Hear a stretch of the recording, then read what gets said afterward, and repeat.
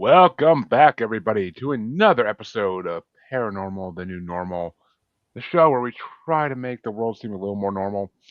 We've been failing at the mission for 3 years, but we still are out here giving it our best. And as always, I am joined by another guest who wants to try to show us their way of the world. And that guest today is Tom Snow, author and spiritual believer, which you're all like, you have a spiritual believer on your show? What? Yeah, I know. But you guys always know I'm down for a good discussion on this type of stuff. So let's see what we can find out, see what we can learn. That's the point of the show anyway. Welcome, Tom. Glad to have you this morning. Thanks for having me. Well, for the 23 minutes left of this morning. But so I'm gonna start the show the same way I always do. What brought you down this path to the spiritual world you're living in now? Well, what brought me here was at 16, I was dying of cancer, terminal liver cancer. My mother just died the year before from cancer. And it's a long story, but it's in my first of 3 books where I tell the story of how I heard the audible voice of God in the midst of all the trauma of dying and not telling anybody about what was going on because uh, I felt the guilt that I had caused the cancer for both my mother and I. I was late 60s, mid 60s, late 60s. I was experimenting with asbestos dust, trying to create an invention to collect it off of cars. Oh, okay. Um, I was trying to, in my ego, trying to win a state science fair, which I did. But because asbestos dust is what, or asbestos is what car brake shoes were made of, from the early 1900s till 1997. And tons of it was going into the air and we're breathing it. And then we wonder why we're sick and dying. And my mother got cancer and died. I got cancer and go through a lot of trauma. Not going to spend all the time with the trauma, but it was a lot. So I felt guilt and I was anger. And then my father takes out a multi-million-dollar life insurance policy when he finds out instead of trying to take care of me. So now I have anger and hate, and I became suicidal and became rebellious and uh, became the second biggest drinker in my school, built a Harley chopper, rode with the Hells Angels, all these wonderful things. Uh, Ooh. so, I was hellion on wheels. I was 16 and dying, and God spoke to me audibly. Uh, he told me that he loved me and that someday he'd provide my perfect mate for me. When he did, the room sounded like it was full of thunder. It rocked the whole room like a train was going through it. And yet the voice of God and yet the love of God around me was so amazing. You can't compare it to anything on earth. It's one thing you can compare to the paranormal is you can't have the same with that same great love, that same great peace, that same great joy. So we'll get into the discussion of the differences maybe in a minute because I know that's the gist of the show. But this was my miraculous moment, and I ended up meeting the Lord, asking him to come into my life. After a year and a half, the tumor that had grown inside my abdomen from hard as a rock, size of a walnut, had grown larger than a football, hard as a rock. And when God spoke to me again, all believers who meet the Lord can have the still, small, quiet voice of God filled with his peace. Like that's part of the real, true supernatural. And we can have that as believers, and we can hear that still small voice on a regular basis. And when God spoke to me and asked me if I wanted to be healed, and I'm at that point, I had met him and I no longer was afraid of dying, and I was done with my whole suicidal bit and my anger to my father and guilt to myself. And when I said yes, within 24 hours, that rock hard tumor bigger than a football, melted, dissipated totally from my body. So that's my introduction to the supernatural. Wow, that should be a damn movie. That's that should be a movie. That's how amazing that story is. That should really be a movie. Yeah, Uh, when you get all the details, you go, "Yep, that fills out the movie." I agree with you. like it seems like it seems like it should be a movie or one of those episodes of Supernatural where there's something else there besides besides God. Um, but what was it like hearing the voice of God? That's the like, what was it like? Because were you well? Actually, the question I should start with is: were you a believer before this? Were you brought up religious or? I was brought up religious. I'm actually Jewish from both sides of the lineage. My father and mother were uh, full Jews, but there's a whole nother movie about the persecution of the family and the murdering of the Jews from Peter the Great in Russia over in the late 1800s. And if you remember Fiddler on the Roof, when all the Jews are being pushed out of Russia, because if you don't join the Russian Orthodox Church, then you had to leave. And they all moved to different parts of Europe, and some came to America.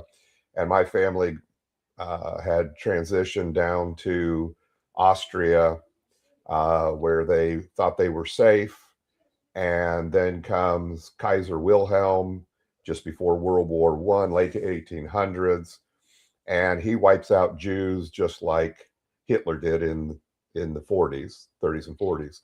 And so my grandmother's family was wiped out in front of her. My grandfather, another long story. It's one of the another movies, Yeah, but whole lot of lineage of persecution and murder of the Jews. And so when my parents got married in the 30s and war broke out in Europe in 39, they're like, we're going to go hide. And so they moved from Chicago to Texas, told all the families, we're becoming quote unquote Christians because we're going to hide because they were so fearful of persecution and of Hitler having spies in America to go kill all the Jews here in America. And so they're just scared to death. They moved to southern Texas, right on the border. Both my parents spoke 5+ languages fluently. Spanish was easy. They were right on the border. They could cross into Texas if they needed to. Texas to Mexico. yeah, And so they became quote unquote Christian. So I was raised in denominational churches, didn't know my Jewish history until probably 17, 18. So it was all hidden. And so I'm raised in denominational churches, but I don't know anything about, I believed God was real. He's out there, you know, far away. He's the God of the universe. He's way too big, way too busy to know anything about me intimately, right? That just makes no sense to my mind. And I don't think we as humans can conceive when the scripture tells us that he has every hair numbered on our heads. I don't think we can conceive that the God of the universe, as big as he is, could be that intimate or close. So I hadn't met him, wasn't a personal relationship yet. And then through all this trauma, uh, and I go into details in the first chapter of my first book. Anybody wants to read them, see some mind-blowing things. First book tells you stories that you wouldn't believe it. You just wouldn't, except that God is God. And this is that me being going through all this trauma of dying at 16 and coming through it, hearing the audible voice of God. So what did it sound like? Roaring thunder. Sound like a train. I was home alone, sitting in my family room, and I literally sounded like a train roaring coming through the whole room. And yet, and so like when his voice spoke, it was just that amazing. And then, but it was so backed by love. Like it wasn't full of fear. A lot of paranormal stuff adds fear. Okay. mhm, Some people are enticed by that fear, but it doesn't change the fact that it's filled with all these unsettling feelings. God's feelings are totally different. So full of peace, so full of love. And when he told me he loved me, it's like there was no question. It was massive love. And when he told me then, and someday I'll provide your perfect mate for you, I'm sitting there thinking, part number two makes no sense. I'm 16, I'm dying of cancer. Maybe God's too busy running the universe. The angels didn't give him the message yet. He's been too busy to hear from them to know I ain't gonna be around soon. I'm gonna be 6 feet under. So second part made no sense. Well, since that's 56 years ago, I guess he must be right and I must be wrong. Yeah, I would say so. Obviously. And from your, I mean, from some of your profile pictures on Podmatch, apparently you did find the perfect mate eventually, if I'm not mistaken. Did what now? Oh, found my perfect mate. Yeah, Yep. and then it wasn't my first marriage. Nobody says that. The first one was very traumatic.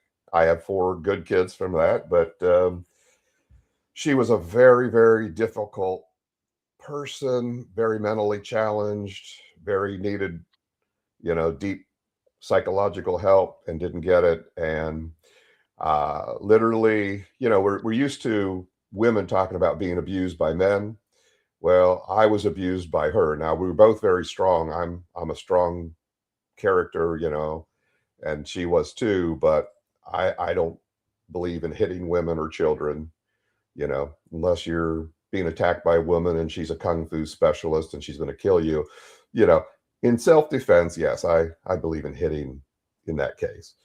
Do I spank children? Yes, that's different than hitting or violent, right? So Yeah. but she literally would beat on me, physically throw things at me.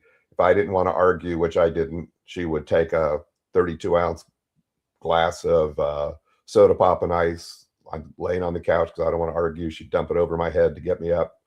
I'm saying? Like, that's, I was going to start Abused Husbands Anonymous back in the 70s and 80s. So that's what I went through. So the first one wasn't that perfect mate. Now my second wife, who I've been with for 21 years, she's a gem. I tell her on her worst day, she's better than my ex on her best day. Oh yeah. And I mean, yes, 100%. Men can be abused too. That's 100% true. Me- In the 70s and 80s, men's mental health wasn't talked about. It should have been. It wasn't. Right. Now that's starting to make a change. I am friends with a lot of men's mental health podcasters, and it's now a very talked about subject. Men we need to worry about men as much as we need to worry about women. So many men Right. in the past have just unalived themselves because they couldn't deal with it, and there was nobody they could talk to because they would get ridiculed for it if they tried. So Nobody believed you. Back in the 80s, my very best friend, who was the assistant pastor of a church I was in, my very best friend didn't believe me because my ex would put on the facade out in public. She yep, looked so perfect. As we were driving into church, myself and the 4 children, she would be lecturing us, demanding that we put on the big smile and nobody talks about anything because, even though I'm a I'm a strong male, she was equally strong, but I'm not going to fight her, right? yeah, So she put on this big front. Nobody believed her until one day he and I used to ride motorcycles together, and he came out to my place to pick me up. We typically just meet somewhere, but he came out and we lived a little bit in the country, and he got to see the side of her because for an hour she literally yelled and ranted at me because I wanted to go riding on a Saturday afternoon and leave her at home, with the kids. yep, And when he saw that for an hour afterwards, he went, "You know what, Tom? I'm sorry that I never believed you."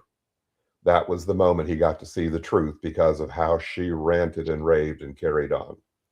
So, yeah. A lot of times you don't believe things till you see them with these type of relationship problems. Like it's deception is amazing when people want to deceive everybody else. They can pretty damn easily, and that's the scary part of this world. Right. And the men abusers are just the same, right? They put Oh on the God, fake yeah, yeah, facades. So it's the abusers put on a facade, and nobody can believe the abused underneath going, "Help, pay yep. It's attention, please watch." oh yeah. I got a brother-in-law who is that type of guy, and nicest guy in the world. If you talk to him, nicest guy in the world. Everybody loves him. The stuff he's done that we found out about later, we don't talk to them anymore. We don't talk to them anymore for other reasons too, but we don't talk to them anymore. They're just neither of them are good people. But he he hides it better than anybody. He is the most helpful. He'll help you fix anything in your house, but he's the friendliest guy, most polite guy you ever meet. But behind closed doors, oof, those when he snaps, it snaps. Oh, and that's So that's that's the nature of abusers. It's just it, as you say, it's only now becoming more known that men have been abused, and some, and it's like not all of us are passive or anything. It's just, it's just some people like and, myself don't want to fight, don't want to, and exactly. I mean I'm not a pacifist by definition, but I mean, I also never raised a finger towards anybody in my life because I don't believe it's the right like you. I don't believe it's the right thing to do. I don't. It's not the right path in life. Like right. you're not nothing good's gonna come out of that. So I 100% understand. But let's get back to you, back to your amazing story here. So, what made you want to go write a book about the dark side versus the good side, evil versus light? Okay. Well, through the years, starting in the 70s, I saw many, many miracles in the power of God. I was raised in what was called the charismatic move, um, which was just a powerful move of God. And we saw miracles in the power of God all the time. And I had a spiritual father, and he and I were very involved in spiritual warfare. And I'm talking about dealing with very demonic things, things you read in the Bible, things you go, some people might question, is it just stories? Uh, I've dealt with demon possessed people that literally, I and two ladies were out fishing on a river because I love fishing and they wanted me to take them fishing. And two demon possessed men come up around the corner. There was nobody else on that river that evening. And they came up, outclassed me physically. I'm an outdoorsman. I was 5'8", 285 pounds. They were 6'4" to 6'6", 350 to 400 pounds, and more muscle than fat. They come wading up the river, and the atmosphere is so thick with rape and murder. There's a whole story if you'd like to hear it, but how the power of God changed that. So many things we saw in spiritual warfare. So when you deal with the powers of the world, and I'm going to say something very distinct. There's only two powers in this world. I know a lot of people disagree with me, but there's the power of God and his angels underneath. There's the devil, Lucifer, Satan, who was cast to earth from heaven, and a third of the angels went with him, and they're the second power. And that's all we're dealing with. And I know people say that's just too black and white, because, and you and I are going to discuss paranormal, but it's like all these shades of gray and all these things. Well, I'm telling you that there's God, and then you've got the masquerade, which is my third book, Evil's Great Masquerade, which is dealing with all the powers of the God over this earth. And when you learn to deal with that, that becomes the source. And that's spiritual warfare is literally dealing with standing with the power of God against all the work of the enemy and seeing that power of God totally take out the power of the enemy. Yeah, I mean and you're right. There is. I mean, there are two great powers in this. I'm not going to deny that there are two great powers. I agree with you on that. I mean, is there intermediaries? Is there middle workers? I mean, I think there kind of is, but what side they're aligned to, you never know. That's the Mhm. thing. And you said it in your one book, like the occult hired a better PR team, which I love that line because that's so true. I mean, there are so Hmm. many more things out there that lead young people. Because when you were 16 dying, you could have got enticed by another side too. It didn't just have to be God. Like there could have been another side trying to entice you too. It seems like they might have been trying to a little bit with the Hell's Angels and whatnot. They Even did though, for 8 months. I went haywire. Like as I say, the devil tried to destroy me for 8 months after I had met the Lord.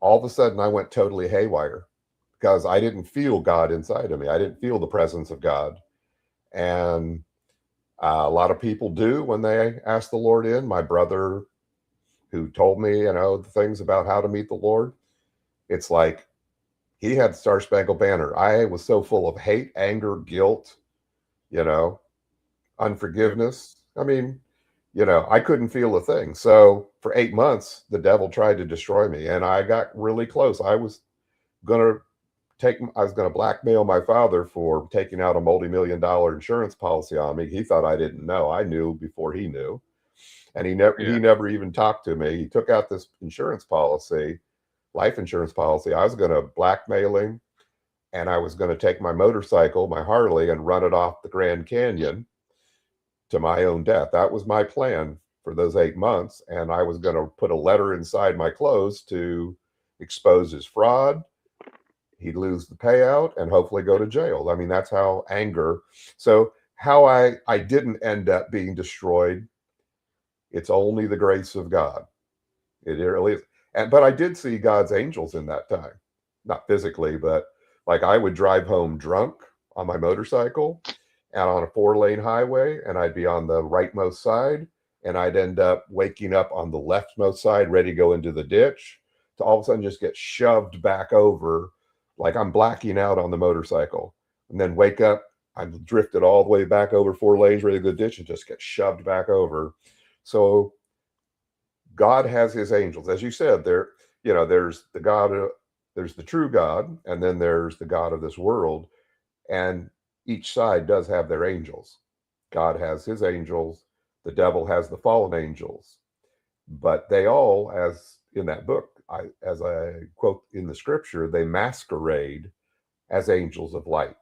So the new PR team masquerades to fool everybody.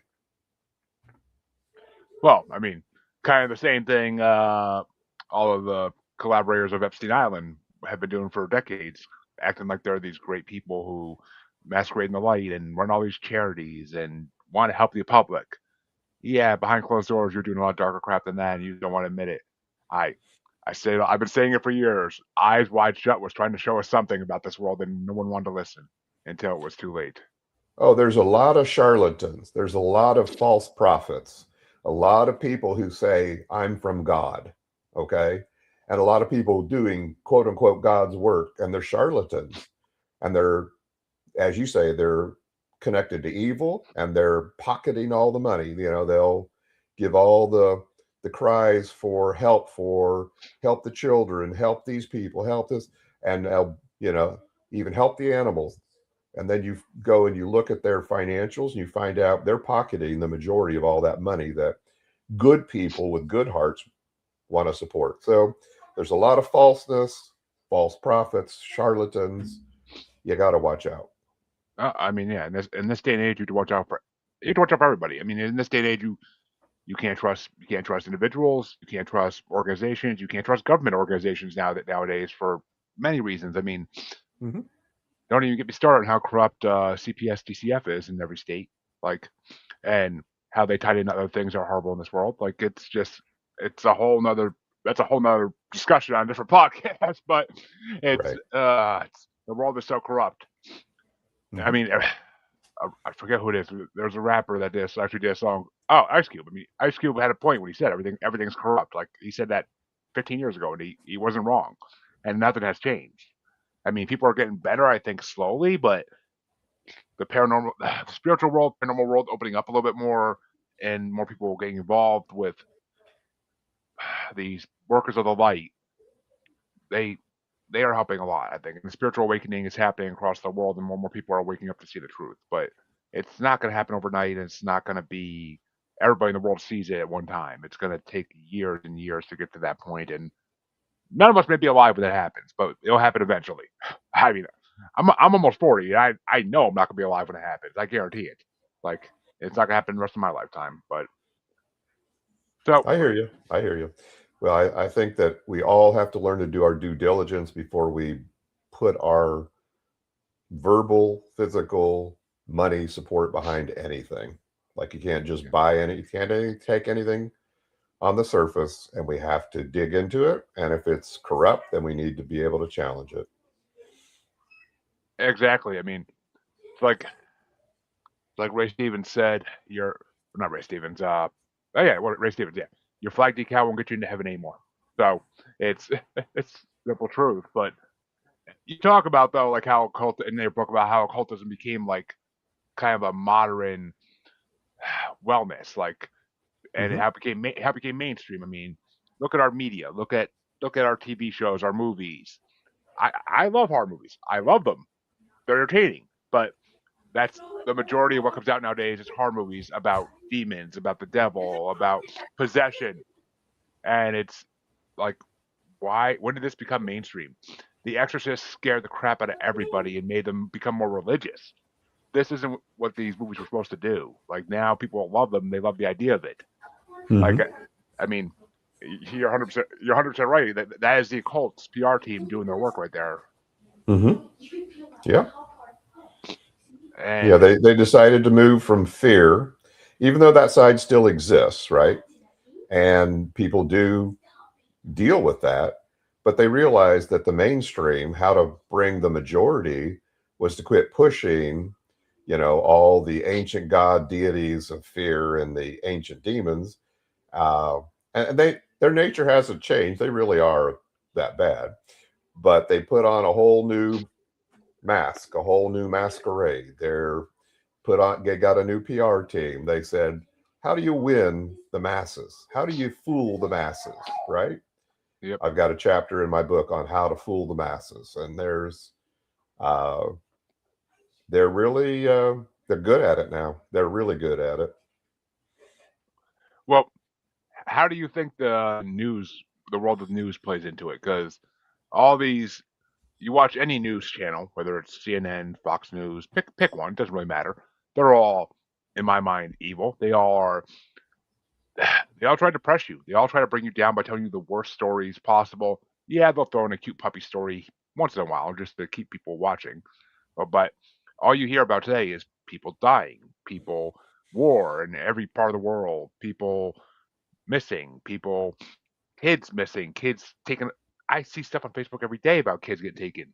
So it's what's going on? Like why it wasn't like that in the 70s and 80s. Like the news was more about like local events and things happening around locally rather than just the world is going down to hell. Yeah. Well, I think that they realize that audiences have less and less attention spans, right? Where someone back 30 years ago would have spent an hour paying attention to a nice show, they'll only listen for seconds now. So they've learned how to play on sensationalism. So what is sensational? What can grab someone's attention because you only get a few seconds to grab it. And so I think they've been playing on that, and I agree with you. That's not good. No, it's not. I mean,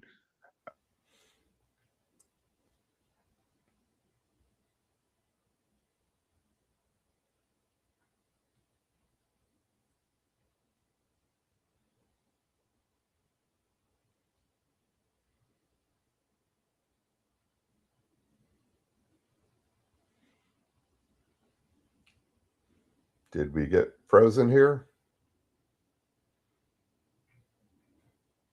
well, my internet decided to switch off for a second. I don't know what happened there, but forces of evil working against us. I'm telling you. But There you go. it happens all the time. But what I was saying was before all of a sudden went black here was a former friend of mine used to say like all the time like I don't watch the news because it's just depressing, and if I want to be depressed, I don't need to. I don't need outside sources to do that. I could do that in my own life without help. Like, why do I need to? And I'm like, and I told him like I agree with you. I never realized that's why I don't watch it, but that's that basically is why I don't watch the news, because it's not that I don't care about stuff happening around the world. It's just I don't need to be brought down more in a life that's hard enough to live in this day and age. Because Yeah. everybody struggles in this day and age. There's no happy idyllic life like there was in the 50s, 60s, 70s. Like now, it's just everything is bad. But if you think about it, it was not. It only seemed idyllic back then. Like your story, things were hidden behind closed doors, and everybody just Hmm. put on their best smiles out in public, and everything seemed like suburbia, like a suburban Right. dream. But that behind closed doors, you don't know what was happening. There was a lot of horrible stuff happening that we don't even need to name. Right. But I want to get to this because I saw what you said about these certain topics, and this might be where we disagree a little bit because you talk about Reiki, chakras, energy healing, and I have a feeling your theory on it is going to really disagree with someone like me who's talked to a lot of these energy workers. Hmm. So tell us what your belief is on first before I dispute it. Okay. No problem. And I think it's good if we can have open discussions on what we disagree about. That's no problem. Yeah, of course. Um, yeah. Once again, going back to there's only two powers. There's the power of God, and then there's the ruler of this world who's put on his new PR team to fool the masses. Well, God, the God of the universe, doesn't do dog and pony shows. Like he has more power than the devil. The devil is Lucifer's the greatest of all of his creations, the most powerful, the most beautiful. We think of him, Hollywood tells us he's wears a red suit, got this ugly face, got a tail and a pitchfork and horns, right? You know, that's the devil. And all of his demons are these ugly gargoyle, hideous things. So Hollywood tells us that, but he's not. And he's actually the most beautiful of all God's creations, the most powerful, but he's still limited. God's unlimited, he's infinite. But of the finite creatures, we're way down on the list. But, because man's just down here, but the devil is, if we're 6 feet tall, he's 50 feet tall. Okay. Yeah. And his demons, that spirits that fell with him, they're all a lot more powerful than us. There's a whole spiritual realm around us. If we could see it, it would blow your minds. It's all around us, angels and demons, always waiting for permission because God set the parameters for the world that neither side can operate unless we give permission. That's why that he's always asking us to yield to him. But the devil who raised us as the God of this world, we've been trained like mice to run the maze. So he can ring a bell, we react instantly. He can put a piece of cheese out here, run a buzzer. We will follow pattern because we were raised that way. Well, you've got the devil with his PR team, and they're out here offering 1,000, 10,000 different options: universal energy, energy healing, Reiki, chakra, all the things that would stir all of our supernatural wanting. We want to all know and touch the supernatural. There's part of us in each of us that was created that we're looking to touch the supernatural. God made us that way. Now, I'm telling you, there's only one true God and only one way. And I will prove in my book, and if people want to read it, that by science, by the actual structure of the atom, that God did speak the world into being in 6 days, in 6 sentences in Genesis, and that he still holds the world together by the word of his mouth. And most people will disagree who's probably watching this, but I challenge you, go read the book, and I will prove to you by the atomic structure, the very truth, that if God did do that, then his word is true. So therefore, all these other forces being offered in 10,000 options to the universe, the universal energy, to Reiki to energy healing to you name it. 10,000 options are just the new PR to fool the masses. Because the devil, one thing he'll do is he'll put on a dog and pony show all day long to pull the masses away from God. Okay, remember, Satan got kicked out of heaven. He hates God. He wants to get back at God. And how does he get back? We're God's creation. We're the ones who get choice. We get to choose who we go with for eternity. We only have 100 years plus or minus on this earth. I only had almost 16. Um, that gets to be our choice. This is our testing ground. I'm not belittling family, friends, work, life, right? We have, but those are all part of our life. But spiritually, we only have 100 years or less to make choice. And the devil who hates God says, I'm going to give 10,000 options, dog and pony show, every option to the supernatural, paranormal, you name it, every option that the masses will choose not to walk with God and they'll die because he hates God and he knows where he's going in the end. And his demons are going in the end, who all appear as angels of light. And he wants to drag as many of us down as he can. Which, uh, see, it's interesting because I've had so many energy workers tell me like they work with archangels, Michael, Gabriel, and like they name these angels that they work with, and Mm-hmm. you really think like I know you say God doesn't like dog and pony shows. Mm-hmm. I mean, he used to back in the older days. He used to do his dog and pony shows back in the biblical days. He apparently did it once in a while. He had his son do it, from what we're told. Well, see, that's the difference, though. Doing miracles and seeing the power of God, when he wants to move, right? He healed me and saved me. I told you about, we never got into it, the two demoniacs in the river, demon filled men that were going to and rape, kill me and rape and kill the two women, and how that was stopped. How things just like in the Bible, yes, there's miracles, there's the power of God, but he uses it not as a show. He doesn't do it like, I was on with an atheist just last year, and he's like going, "Hey, you say you get to hear God is still small, quiet voice, right?" I go, "Yeah, we all can who believe in the Lord. Comes with His peace." And he goes, "Okay, well then just tell him, say, pretend his name's Michael. Mike, this is Michael, and have Michael tell God right now that I'm asking him to tell me blah blah blah blah blah." And he says, "Go ahead and get that info from God." And I went, "I'm not doing that." He goes, "But you said you can hear God." I said, "Yeah, when he wants to speak." But I said, "We don't play the games. We don't play mediums. We don't play psychics. We don't play the pretend. God doesn't put on dog and pony show for anybody." And he was all PO'd at me because I wouldn't play his game. Here's the thing: the devil will put on a dog and pony show any day. And remember, and in the scripture it says, Satan masquerades as an angel of light, and so do his workers. So you think that his demons can't look like an angel of light and they can't lie to you? Oh my God, the God of this world, who is the liar of liars. You don't think he can't say, when he acts as an archangel and he says, "My name's Michael" or Gabriel? Let's just pretend that they might lie.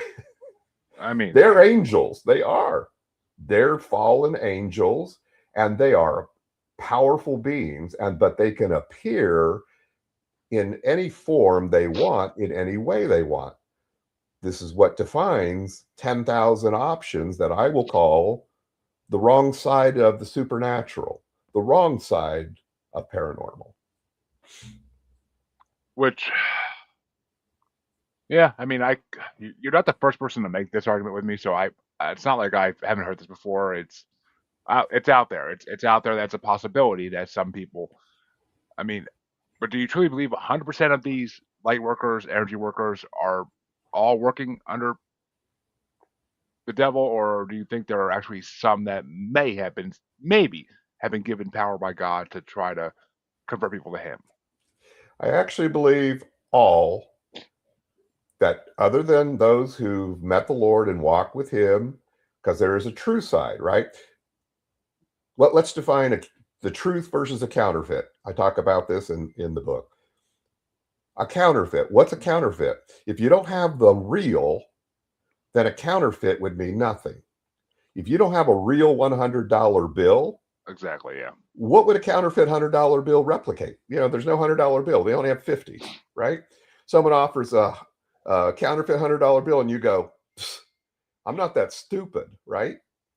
But if you've got this $100 bill and it's worth $100 and you got a bunch of them and it's worth a lot of money, if a counterfeit looks so daggone good, right?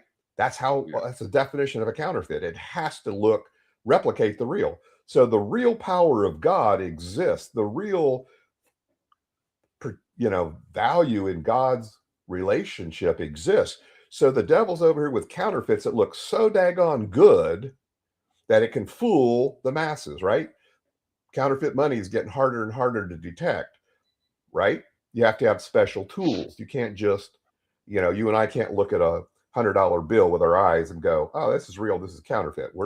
I'm not that good. I don't know about you, but I I don't work. mean, only if it's a really shoddy job. There you go. But therefore, a counterfeit has to, if it's a true counterfeit, it looks so daggone good that nobody with natural eyes could dare figure it out. Okay, so where are these powers coming from? Well, here's the thing. There's 10,000 options over here, and they're leading you into powers.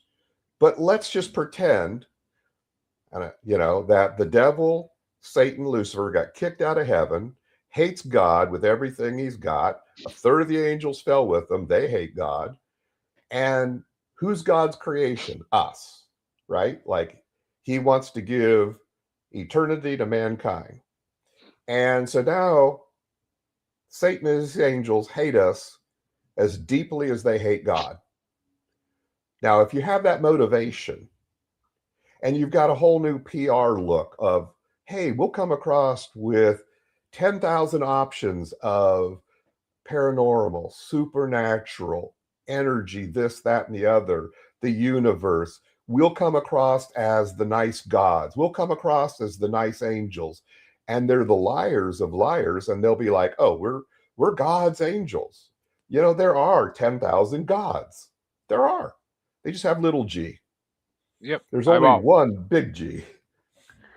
well, I mean, yeah. When you say little G, I tend to think of like the old school, like ancient gods, Greek, Mayan, Egyptian, Norse. Take your pick.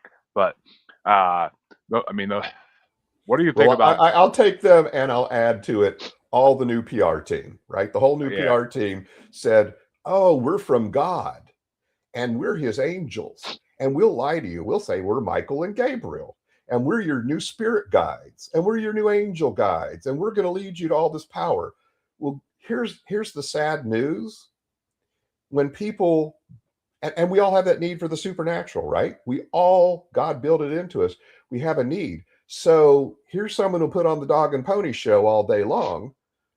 And so we're like, oh, look at all this wonderful stuff. And it's God. It's not this occult. It's not this evil. It's not satanic, because we know that side exists. But this stuff looks so good. And we're touching into God and we're getting the supernatural. Here's something that most people don't know until it's almost too late. You're being led down a road to destruction, but you don't know it. And it's like, remember, Satan hates us. His demons hate us. Those spirit guides who say they love you hate you. Oh, you mean it's like an abusive husband or wife that abuses their mate? Oh, yeah, exactly. And they're going to lead you down the road, and then all of a sudden they pull the rug out from underneath you, because now you went down all these spiritual paths and you thought you were touching into the spiritual realm. And then all of a sudden, when the rug gets pulled out and darkness takes over, people they lose it. They become suicidal. And that's the devil's goal. He really wants us to die. He just hates us that much. Well, it's jealousy. That's why they hate us. It's the jealousy because that's why they fell to begin with. It's because they were jealous of how God was treating us. Uh, but and they want us to die so they can have our souls. Like that's everybody knows that. That's basic scripture 101. But Mm-hmm. Right. if you went to Sunday school for one day of your life, you would know that for a fact. But and I as much as I dreaded Sunday school back in the day, it did teach you things. This it did. But let me ask you this. Mm-hmm. What do you what do you think about extraterrestrials? What do you think they are? Are they just I talk about that in my book too. It's How to Fool the Masses. And I do think that there are, there may be aliens from other planets. I'm not so smart that I can't prove there aren't aliens. But I will tell you that a lot of encounters are, remember, these beings, these spiritual beings are pretend to be, well, they're angels of light. They pretend to be the angels of light. Well, they can manifest themselves in many forms. Well, that would include uh, not just the scary demon side, but that can include in the angel of light side anything. Well, how about some of these activities that happen? How about Esther, you know, alien beings? yeah. Could they, if they can put on any facade, could they look like alien beings? Could some of these be false encounters? Well, you gotta know. I don't know that there aren't true aliens coming from other planets. I'm not that smart. Don't think any of us are. But are there false things?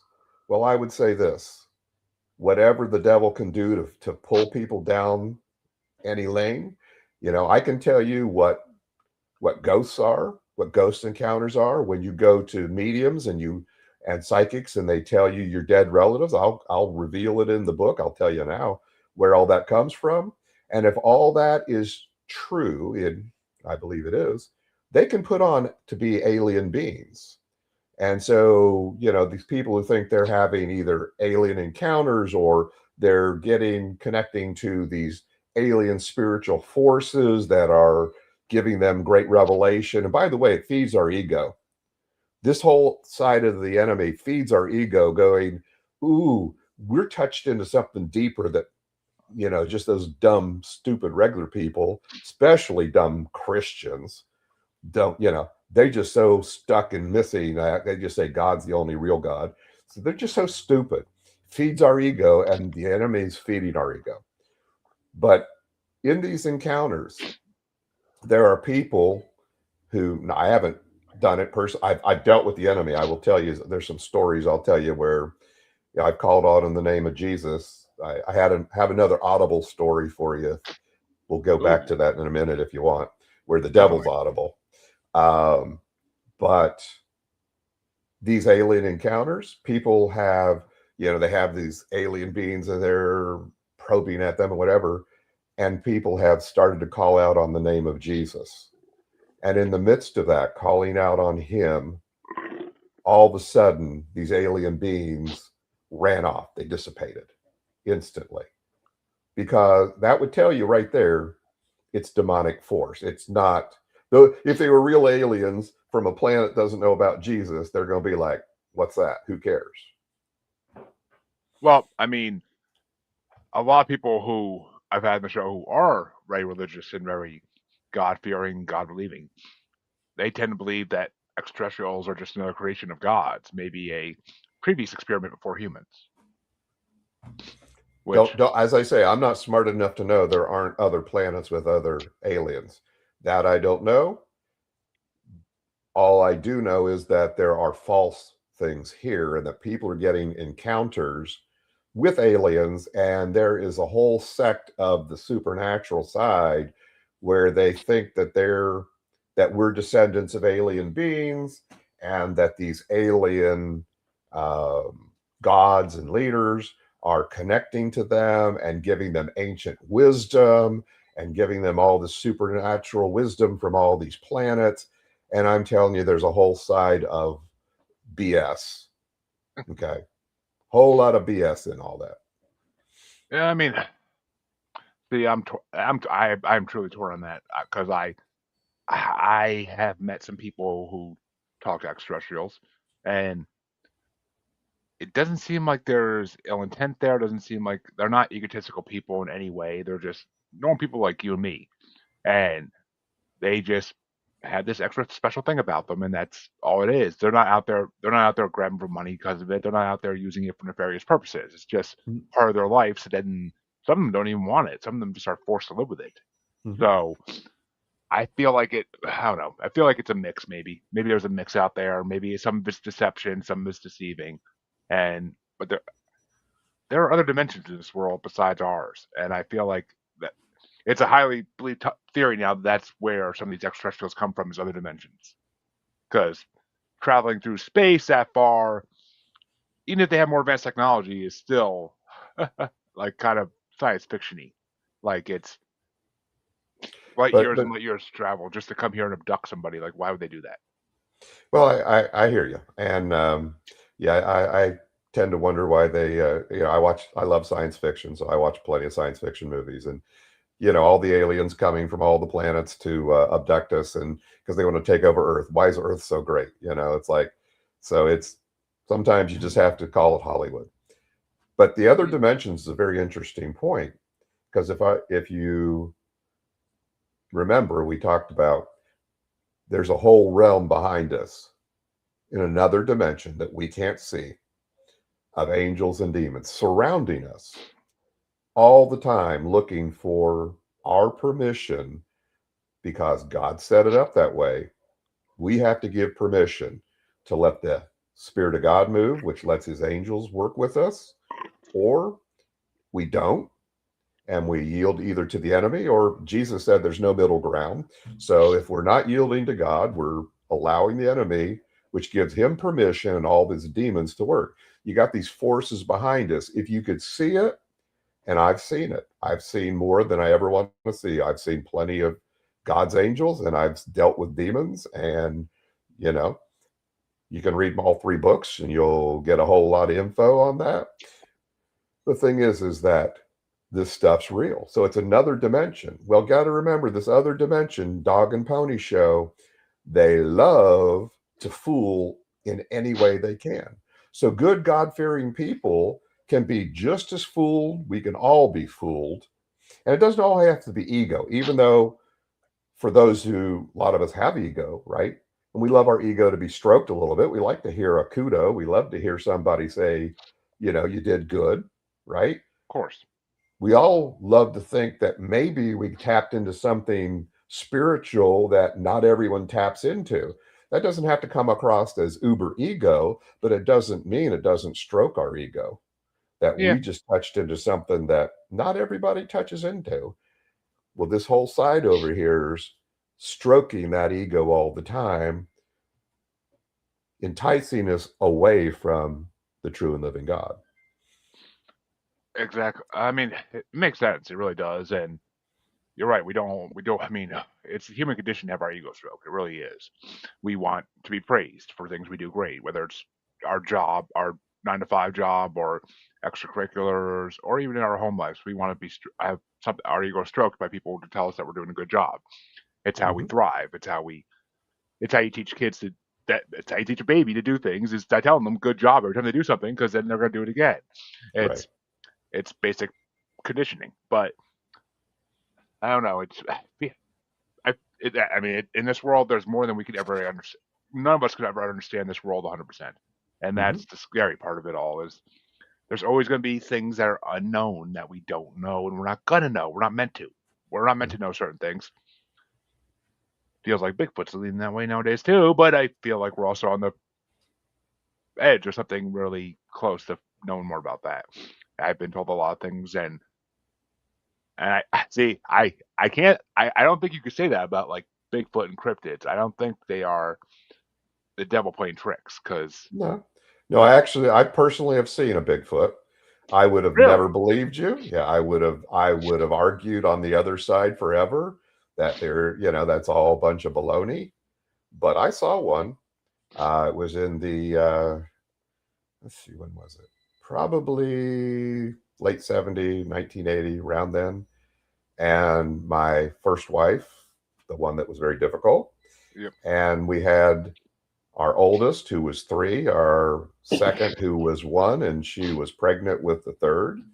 And we loved to hike. We loved to go out, and we were outdoors people. And so we were camping, vacation. And we used to go down in the Hocking Hills of Ohio, and lots of trails and things to see. And there are a few bear around there. I've seen bear, and I was a, deer hunter. And so I'm hunter and fisherman and outdoorsman. And so I was used to the outdoors, know what a bear looks like. And we're walking down this path, and we got way off the trail because we had heard that way back off, if you go way off the regular trails, there were ruins of old, like early 1800, remains Yeah. of settlements and buildings. And we just inquisitive wanted to go dig. So we went way, way away. Like we're walking down deer trails, right? There's no longer human trails. Yeah. And as we're walking along, and my 3-year-old hyperactive ADHD young man, couldn't be still for a moment, always throwing rocks and sticks and, doing everything. And we don't care, right? We're the only ones in the woods. And we were walking way miles off the path. And he's throwing, as I said, all the time. And as we got to near this one tree, and we about 20 feet away, he started throwing rocks and sticks at it. And all of a sudden, something comes sliding down out of the tree, black, like a black bear, hairy, covered in fur, standing on 2 feet, and ran on 2 feet, and was gone literally in 4 or leaps in 4 seconds, like out of sight across the woods. Ran so fast. So we saw a Bigfoot. And it was only about 6 foot tall. So if Harry of the Hendersons is true, then they're 8 or 9 feet, joking a It's little on that. it's But yeah. I mean, they're different heights. But I honestly could probably think you saw a juvenile, but right, I think so yeah. too. Here's the funny thing. 1 week later in the local newspaper, there had been 20 different people sightings of Bigfoot in that exact same area in the Hocking Hills. So yeah, I think it was a juvenile. But if I hadn't seen it with my own eyes, I would go, nah, don't believe you. I would diss it all day long. But now I don't diss it. See, And I don't think that's paranormal. I just think they're real. I see. I am I believe in Bigfoot 150%. I always have since I was a kid. Their origin, that's a whole nother debate topic. I used to believe one way thoroughly and not was never willing to look at other beliefs. Then starting the show, that has changed. Now I can see other people's point of views and kind of wonder what they are, whether they're originally from Earth, whether they're ultra terrestrial, whether they're extraterrestrial. Who knows? I mean, I won't know the answer until one of them comes out and tells us, or until somebody tells us. I mean, the government may know. They may. I wouldn't be surprised if they do because they know a lot of things that they don't tell us. But Mm-hmm. look at all this UFO stuff coming out that Trump's releasing supposedly soon, but and that he released back in 2022, but or 2020, back in 2020, I should say, not 22. But I mean, it's the government knows stuff that they're not telling us. They've known it for centuries, and they're not telling us. Teddy freaking Roosevelt saw Bigfoot, for God's sake. It's in his books. So, Mm-hmm. I mean, Well, I would have argued with anybody that's like, sure, whatever, because the little sighting pictures. And I even used to watch that stupid Bigfoot show, Hunting Bigfoot or whatever it was, because I was waiting because I had actually already seen Bigfoot. I'm like, okay, but like they were always like the never ending, we found sign, we found print. It's like with all that time, energy, all your infrared cameras, you can't find anything. It's like, but I know they're real. I've seen one. I watched it for seconds, but I watched it slide down out of the tree, and it had the coat like a black bear. Black bears don't stand upright on 2 feet. Now, I know what a bear looks like if it's going to do. No, no, no. It was a biped. It was a human form completely, just covered in the same black hair as a black bear, long. And as they say, I think you're right, it's a juvenile. And it was probably in that tree hiding, thinking nobody can see me, except here's a 3-year-old throwing sticks and rocks at it. And then all Which, of a sudden, probably thought, you see me, I got to go. I mean, honestly, in all truthfulness, it may have thought it was one of it. It may have thought it was his parents he was hearing because it might have thought it was tree knocks because that's how they communicate. It's tree knocks. So it might have thought the sticks hitting the tree were tree knocks telling it to come down and go with them. So But the fact that it ran off in 4 leaps in 4 seconds, I mean, it was just like I've seen deer run, okay, and they're fast. They can do some big leaps, and that Bigfoot left them in the dust. Like yep. it could outrun them all. No human can run that fast. I guarantee it. No deer could run that fast. And I've seen bear, and bear don't run that fast. You know. I'll tell you, I just watched a movie the other night called Into the Grizzly Maze, and I have no urge to ever see a bear in the wilderness after watching that movie. But see, I am so happy I brought Bigfoot because I actually got a sighting on the show, and I freaking love when I get the sightings on the show. But tell people about your books and where they could find them and where they could find you. Okay. Well, I've got 3 books: The Daily Stand, Set the Captives Free, and Set the Captives Free 2, TOO. The Daily Stand tells about how I met the Lord, and talks about spiritual warfare, talks about a lot of things that will just blow your mind, that the power of God, but not a dog and pony show, because I've had, in 56 years, I've gone to hell and back a lot of times. I talk about in my books, I had 40 years in the wilderness. So people think it's all like I'm talking rainbow and roses and life's been perfect. No, God's healed me of cancer. 3 years ago, I had congestive heart failure. Right now, I'm living through prostate cancer, and I don't have miracles happening on those. You know, my mom died of cancer, and she was a believer. So people go, why does God heal and why doesn't he not? I can't answer that. All I can say is the first book tells a lot about the miracles and power of God, deals with the 2 demoniacs in the river that was going to do rape and murder. You ought to read it. The second one, Set the Captives Free, deals with false belief systems, religious Stockholm syndrome, Egypt and the church, all the baloney that's been put in denominations and religions to like mess up the church, mess up beliefs. There's so much garbage out there. You know, Mm-hmm. I asked Claude the other day, I said, I like Claude as a resource. And I said, how many denominations are there? And I assuming, you know, a couple dozen major religions, maybe a couple hundred, 300 denominations. Claude said there's between 47,000 to 49,000 denominations, Yep. estimated to be 64,000 by 2030. So, and if you study the Bible, it'll tell us that we don't battle against flesh and blood, but against rulers and principalities in high places. This is this whole devil and his whole masquerade team. And he's been there creating denominations to split up the church. So there's a lot of people, including me, who's lived through church hurt, leader abuse, church abuse, and we all have these false belief systems we've had to deal with. So second book deals with that. Third book is Evil's Great Masquerade. Is it divine light or deceptive woo? And that, you know, it covers a lot of what we're talking about here, and the supernatural and the paranormal and the false side of it. Okay.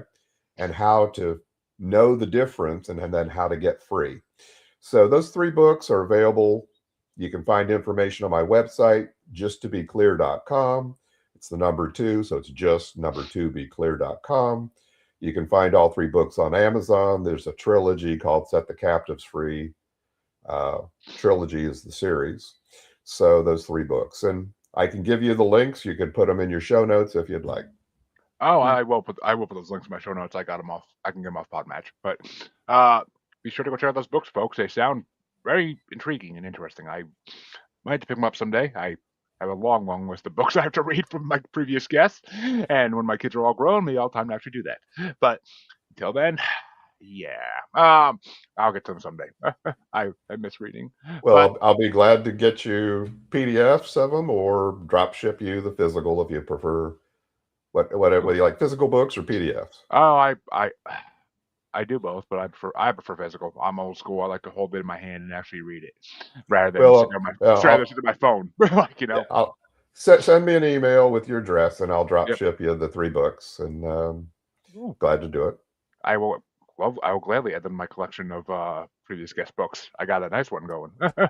Someday it'll be my library when I have one of those. But, Right. uh, but folks, I want to thank Tom for coming on because it's been a really interesting conversation, very intriguing. I can't.